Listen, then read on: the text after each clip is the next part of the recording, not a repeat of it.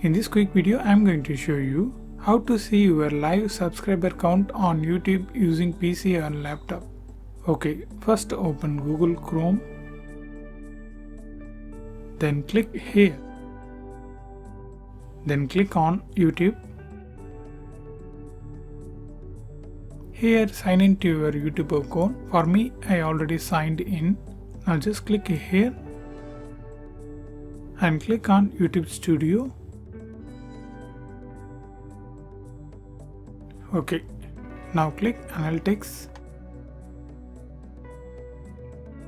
Here you can see this option, see like count. Just click this.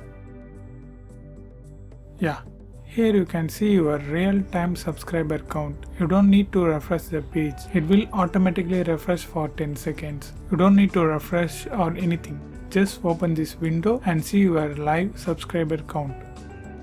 Just like that.